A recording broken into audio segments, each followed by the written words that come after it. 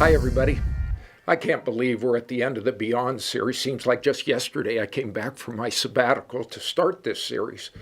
But over the last 9 weeks, the Lord has spoken to us, and I pray that He has spoken to you.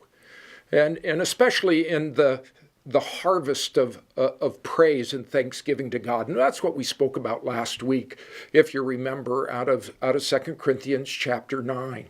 The great harvest that God has promised to you and to me and to us. If we follow His principles, He'll take us beyond in His grace, and beyond in our thanksgiving, and beyond in our prayers, and beyond in our giving Him glory.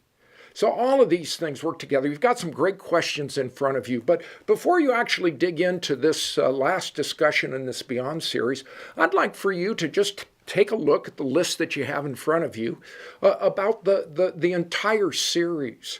And maybe share with one another which one of the particular teachings had the greatest impact on you. Because we've covered some remarkable passages and topics that God has both the power and the desire to take us beyond where we're at right now to a closer connection to Him. So would you share for a few minutes, was it the fact that God has taken you beyond in your story? Maybe a deeper sense that you really do belong to Him? That God took you beyond in your prayers? And your sense that He answers you, has that increased? Beyond our walls we talked about in service to our community. There are a lot of different challenges. Maybe the most personal was God's desire to take us beyond our brokenness and the healing that He brings and the comfort that we can then pass on to others out of 2 Corinthians chapter 10. So there are lots of personal ways to apply all of this.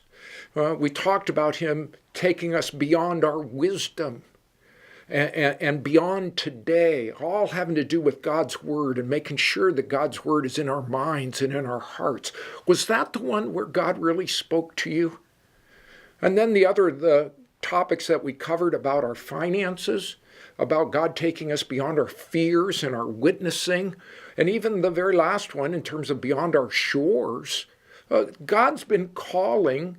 Have you responded? Which one of these has had the greatest impact? So before you dig into this last text and the good questions that you have in front of you, would you look over the whole and talk a little bit about which of these was most impactful, most meaningful? And then as a group, if you would, to send me a little email. Shoot me some kind of a summary of what you've learned. That would be a great encouragement to me. So this is going to be the last of the blogs until after the first of the year. We're going to start a new Christmas series here about the God of every story. I'm real excited about the study and what the Lord is going to speak to us about. But I'll be back with you, Lord willing, after the first of the year. We're going to begin a brand new series on prophecy. I'm simply calling it, What Does the Future Hold? Out of Matthew chapters 24 and 25. I'm pretty excited about starting that series. So you pray for me, and then talk a little bit about how God has taken you beyond, and then send me a little bit of a summary as to what you learned or what you might think God was saying to you personally or to the group as a whole. I'd sure appreciate it. So blessings on you. Enjoy your time. I'm so thrilled that you're championing this biblical value of connecting. This is what brings us together as a church family, and I pray that your hearts and souls will be encouraged together as you experience the harvest that God gives to those who sow according to His principles. So blessings on you. We'll see you in a few weeks.